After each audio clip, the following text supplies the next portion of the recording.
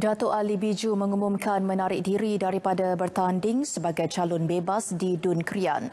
Dalam kenyataannya yang disiarkan melalui laman Facebook dan WhatsApp rasminya, beliau menjelaskan penarikan dirinya dibuat setelah mengambil kira pandangan dan desakan daripada pimpinan masyarakat dan pengundi Dun N39 Krian. Keputusan tersebut juga berikutan nasihat dari pimpinan tertinggi parti demi persefahaman kerangka besar politik nasional yang disepakati di antara Perikatan Nasional dan GPS. Penarikan itu diyakini bagi memperkukuh tekadnya untuk meneruskan khidmat demi kesejahteraan rakyat dan pembangunan ekonomi di Krian dan Seratok. Sebaliknya berkata, beliau akan memberi dukungan penuh kepada pencabarnya calon gabungan Parti Sarawak GPS Friday Belik. Semalam, pengerusi GPS Tan Sri Abang Johari Tun Openg dan Presiden Bersatu Tan Sri Muhyiddin Yassin yang kecewa dengan pencalonan Datuk Ali Biju sebagai calon bebas berkata tindakan akan diambil kerana beliau melanggar perjanjian dibuat sebelum ini. Mimpi menjadi nyata. Keinginan penduduk kampung Kuala Berawan Limbang untuk memiliki sebuah surau baharu bagi menggantikan surau lama yang uzur menjadi kenyataan. Bekas penyandang kerusi Bukit Kota, Datuk Dr. Abdul Rahman Ismail memaklumkan perkara tersebut semasa berkempen di kampung Kuala Berawan Limbang. Saya membawa berita gembira kepada penduduk kampung kerana kerajaan negeri GPS telah pun meluluskan peruntukan berjumlah 750,000 untuk membina sebuah surau baru bagi menggantikan surau yang telah lama, telah usang. Ini amat menggembirakan hati para penduduk di kampung Kuala Berawan ini. Kegembiraan beliau dikongsi bersama penduduk tempatan. Saya selaku Ketua Kampung Baru Kuala Berawan mengucapkan berbanyak-banyak terima kasih kepada kerajaan di bawah bimbingan GPS kerana telah menyediakan peruntukan RM750,000 kepada kampung kami untuk membina surau baru. Macam-macam bantuan ada di Limbang ada. Amnya kami di bawah. Amnya kami di Kuala Berawan. Surau akan dibina. Sudah masa ini. Ucapkan terima kasih kepada kerajaan PBS yang bertimbang rasa kepada rakyat. Dalam perkembangan sama bagi calon bebas Hirun Bungsu, 66 tahun, ini merupakan kali pertama meletakkan diri sebagai calon wakil rakyat Dewan Undangan Negeri N79 Bukit Kota. Beliau bertekad untuk memperjuangkan hak-hak orang Limbang dengan mengutamakan pembangunan kemajuan dan infrastruktur. Politik bukan sekadar melaungkan slogan atau meraih sokongan melalui penipuan. Demikian ditegaskan calon gabungan politik Sarawak GPS bagi kerusi Dun Dundung, Datuk Seri Tiong King Sing. Tambahnya, dalam politik dia akan bersikap terus terang dan akan melakukan sesuatu dengan sebaik mungkin. Jika mustahil, beliau tidak akan menjanjikan bulan dan bintang.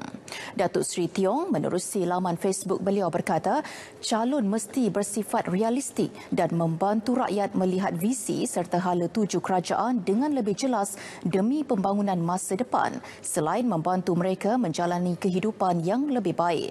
Merangka pelan yang gah secara tergesa-gesa tanpa terlebih dahulu menyantuni penduduk yang diwakili dengan menyelesaikan isu mereka adalah satu perjuangan yang sia-sia. Meskipun bertanding buat pertama kali di kawasan itu pada pilihan raya negeri Sarawak ke-12, Datuk Seri Tiong yang juga Presiden Parti Demokratik Progresif PDP dilihat mampu meraih kemenangan di Dun tersebut berbekalkan pengalaman dan sejarahnya yang panjang bergelumang dalam kancah politik. Undi penduduk akan berpecah dalam persaingan 8 penjuru di Dun Dundung, namun beliau sudah menjangkakan perkara itu. Katanya apa yang penting ialah kekerapan beliau melibatkan diri dan bergaul dengan penduduk di bahagian Sibu selain mendengar serta mengambil maklum pendapat dan perkara yang menjadi kebimbangan mereka.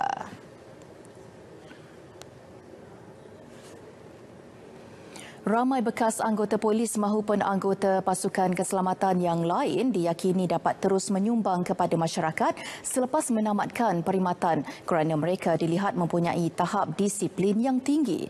Ketua Menteri Sarawak Tan Sri Abang Johari Tun Openg berkata, ramai antara bekas anggota polis di Sarawak diberi kepercayaan untuk memegang tanggungjawab dan amanah yang besar dalam masyarakat. Selain itu, turut menyokong penuh usaha Persatuan Alumni Polis Sarawak untuk menceburi kegiatan ekonomi selain menumpukan kepada usaha kebajikan.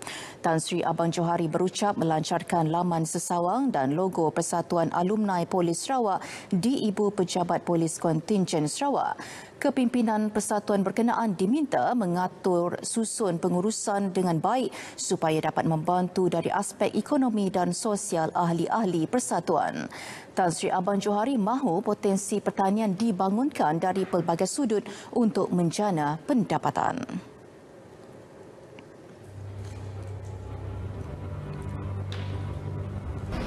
Umpamanya lah, kita buka agropark dalam sektor pertanian. Kalau agropark kita ambil sebagiannya untuk katakan diusahakan oleh pihak koperasi.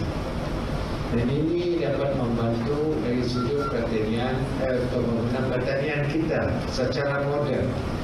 Di Datuk Sidak nanamnya, saya tidak mahu tanam besar tanah itu naik ke atas, vertical farming.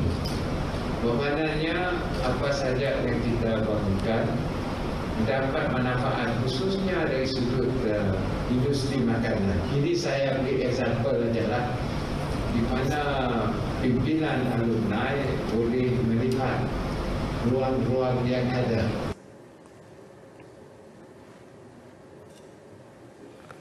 Spau, sebuah pekan kecil yang terletak 10 km dari Jalan Betong Seratu. Walaupun mempunyai hubungan jalan raya yang jauh lebih baik berbanding tahun 1980-an, pekan ini masih agak kurang menyerlah. Bagaimanapun, cadangan pembinaan lapangan terbang landasan pendek Stolport di Bebuling dijangka membawa perubahan besar dalam lanskap ekonomi dan fizikal Spau dalam beberapa tahun akan datang. Laporan lanjut bersama Rosita Ampung. Menyedari peranan penting pengangkutan udara dalam mencorak pembangunan sosioekonomi sesebuah kawasan, kerajaan negeri meluluskan pembinaan lapangan terbang landasan pendek Bebuling Stolport di Spau yang melibatkan perbelanjaan RM108 juta bermula Mac lepas dan dijangka siap pada 2023. Bebuling Stolport ini bakal menyediakan perkhidmatan kargo dan penumpang selari dengan objektifnya memacu pertumbuhan ekonomi bumi Kenyalang. Pembinaan Stolport adalah peranan penting kepada pembangunan ekonomi Spau dengan membuka banyak peluang perniagaan dan pelancongan. Dengan adanya jaringan pengangkutan yang baik, malah Stolport juga mampu menjadi pusat bagi pengangkutan hasil-hasil pertanian yang bukan sahaja dari bahagian Betong.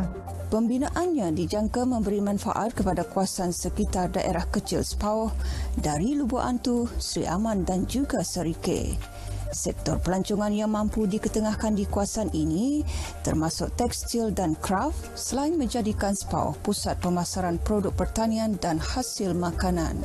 Pasaran kita diekspor ni, terutamanya ke pasaran luar negara, kita memang memerlukan logistik yang memudahkan kita menghantar. Kita tahulah produk segar ini jangka hayat dia memang pendek terutamanya dari segi buah-buahan yang segar. So usaha kerajaan yang membuat lapangan terbang yang berada di Betong amatlah kita alu-alukan . Antara pembinaan yang sedang berjalan termasuk pembinaan sebuah lagi jambatan ikonik merentasi Sungai Paku, Taman Agro Bebuling, Taman Agro Lubuk Tamang di Debak, projek pertanian Tanjung Sebekut, pembinaan terminal makanan selain pembinaan pusat pengumpulan dan pemprosesan produk pertanian.